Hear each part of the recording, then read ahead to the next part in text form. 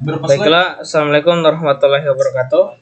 Perkenalkan, nama saya Muhammad Hendriatno dengan NIM 22650095 dari Universitas Dayanul Ihsanuddin Teknik Informatika. Baiklah, kali ini saya akan membahas tugas tentang kecerdasan buatan.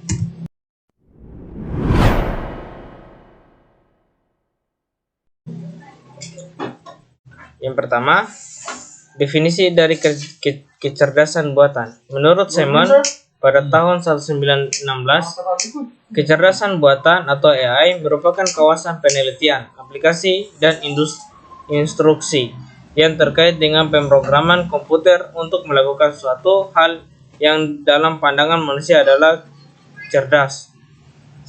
Sedangkan menurut Rich and King, pada tahun 1991, kecerdasan buatan atau AI merupakan sebuah studi tentang bagaimana sebuah komputer melakukan hal-hal yang pada saat ini dapat dilakukan oleh manusia.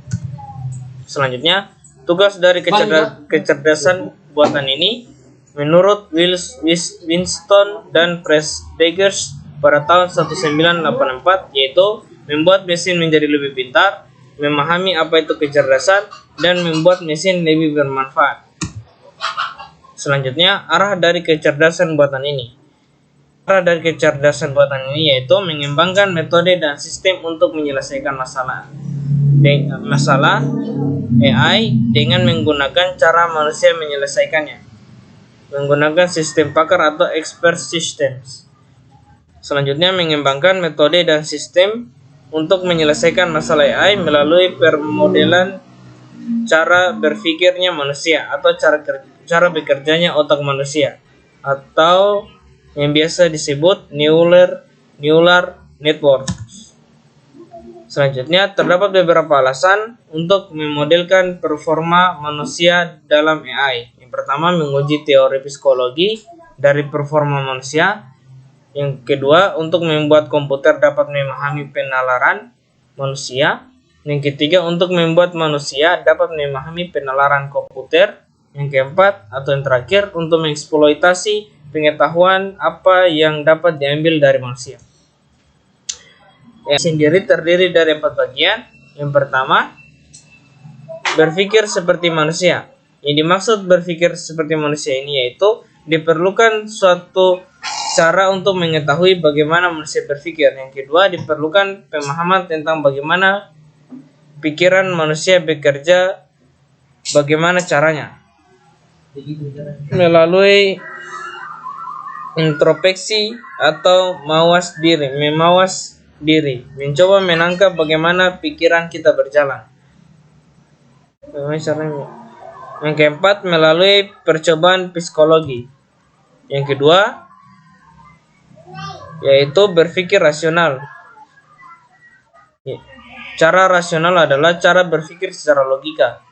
Logika dapat dibangun dari solusi berdasarkan logika. Yang ketiga, bertindak rasional. Bertindak secara rasional artinya bertindak di dalam upaya mencapai tujuan. Di dalam lingkungan yang rumit, tidaklah mungkin mendapatkan rasionalis sempurna yang selalu melakukan sesuatu dengan benar. Yang terakhir, AI bertindak seperti manusia.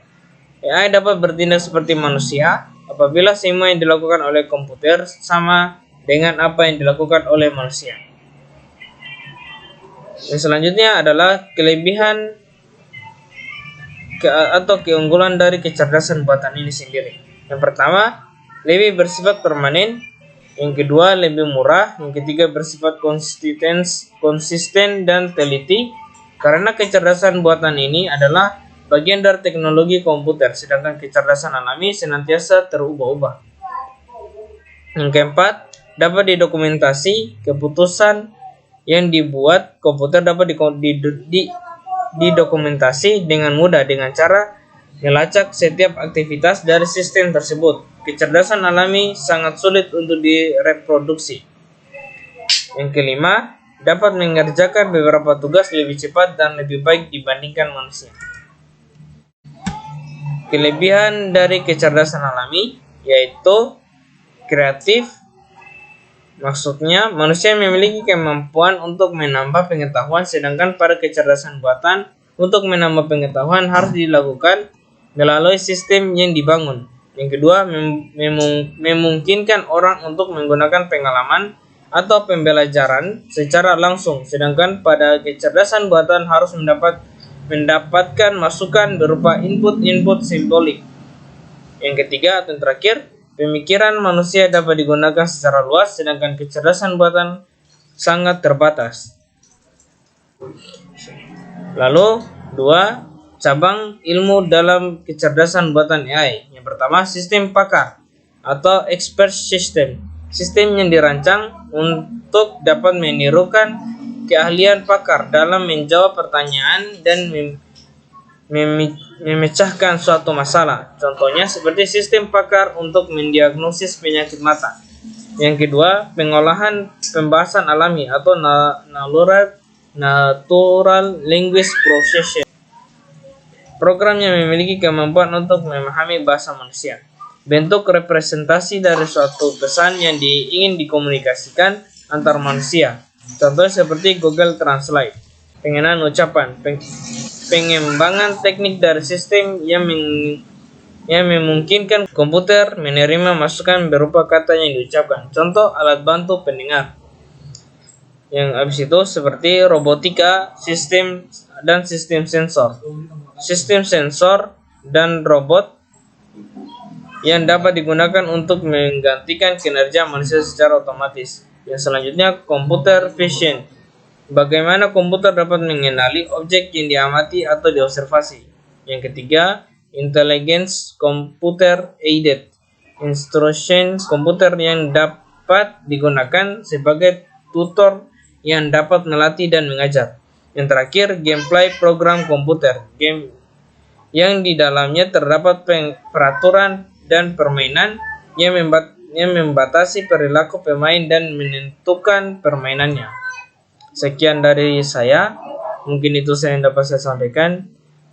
Mohon maaf bila ada kesalahan. Billahi taufiq wal hidayah. Wassalamualaikum warahmatullahi wabarakatuh.